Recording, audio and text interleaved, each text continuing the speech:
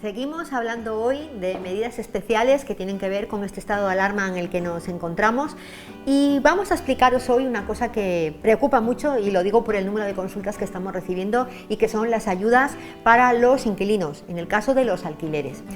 Es un caso complicado y difícil de explicar porque no todos los contratos de arrendamiento son igual, ni todos llevan las mismas medidas o las mismas ayudas. Vamos a intentar explicarlo un poquito, diferenciando que tenemos por una parte los arrendamientos que son de vivienda habitual y por otra parte los arrendamientos destinados a oficinas o locales. Incluso dentro de los arrendamientos destinados a vivienda habitual, cuando hablemos de ayudas, no siempre vamos a tener las mismas y va a depender de quién sea el arrendador, es decir, la persona que alquila la vivienda al inquilino. Por una parte tenemos las empresas o entidades públicas que se destinan o dedicadas al alquiler de vivienda, junto con grandes tenedores, que son aquellos arrendadores que tienen más de 10 inmuebles urbanos o bien que tienen una superficie construida en total de más de 1.500 metros cuadrados, y los vamos a distinguir de los que son pequeños tenedores, que son propietarios que alquilan inmuebles pero que no tienen más de 10 inmuebles en alquiler, ¿de acuerdo?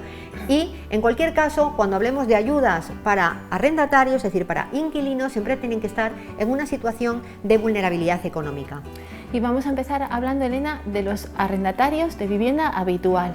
Vale, como tú decías, vamos a explicarlo despacito porque esto puede parecer muy complicado, como tú decías, hay una diferencia en función de quién sea nuestro arrendador. Si nuestro arrendador es una empresa, entidad pública o un gran tenedor, como antes explicaba Elena, o es un pequeño tenedor. En el primero de los casos, si estamos en una situación de grandes tenedores o empresas, podemos solicitar el aplazamiento temporal y extraordinario del pago de la renta a nuestro arrendador y ver si podemos llegar a un acuerdo con él. Es posible que ya hayamos negociado algo anteriormente a este decreto, con lo cual hay que atender también a esos posibles acuerdos previos. Esas rentas que vamos a dejar de pagar, luego tenemos que llegar a un acuerdo también sobre la forma de pagarlas y recuperar ese dinero que no le hemos entregado durante este estado de alarma a la persona arrendadora. Entonces, ahí cabe también la posibilidad de llegar a un acuerdo. Si no llegamos a un acuerdo, ¿qué nos permite el decreto? Pues permite que a los arrendatarios podamos o bien reducir la renta en un 50% con un máximo de 4 mensualidades, o bien solicitar una moratoria del pago. Si no podemos tampoco hacer frente a eso, pagaríamos en este caso la renta entera, pero tendríamos hasta 3 años para poder hacerlo. Si incluso estuviéramos en una situación de vulnerabilidad económica más compleja, entonces incluso podríamos optar a ayudas del Estado. Si estamos en un supuesto en que nuestro arrendador sea un pequeño tenedor y por tanto no nos podemos acoger a estas medidas que acabo de explicar, en ese caso también podemos solicitar a nuestro arrendador un aplazamiento temporal y extraordinario de las rentas que tengamos que pagar, pero ahí va a depender de si podemos o no llegar a un acuerdo con él. Si llegamos a un acuerdo con él, el arrendador pues nos comunicará las condiciones o alternativas que nos ofrece. Si no es posible el acuerdo, los arrendatarios tampoco quedamos en este aspecto desacogidos, porque podemos optar a solicitar una financiación al Estado que está en muy buenas condiciones, con 0% de intereses y un periodo muy amplio de devolución.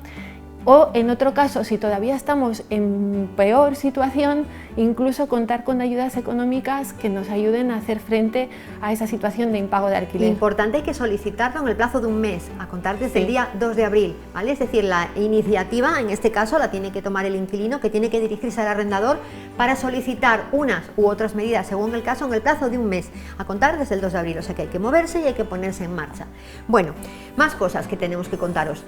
Estábamos hablando de medidas distinguiendo dos posibles casos. Ahora vamos a hablar de medidas que son para todos los inquilinos de vivienda habitual que se encuentran en situación de vulnerabilidad. La primera, suspensión de los desahucios hasta 6 meses, que dependerán del caso, ¿vale? El máximo son 6 meses, estamos hablando de que estemos en curso de un procedimiento judicial de desahucio y haya una situación sobrevenida de vulnerabilidad generada precisamente por el COVID-19. En ese caso se valorará pues qué alternativas para esta persona durante el tiempo necesario hasta que se le pueda realojar o se le pueda buscar alguna solución, y durante ese tiempo estará suspendido el procedimiento. Como digo, los 6 meses es un máximo que no tiene por qué llegar a agotarse. Otra medida que aplica a todos los inquilinos de vivienda habitual: si el contrato finaliza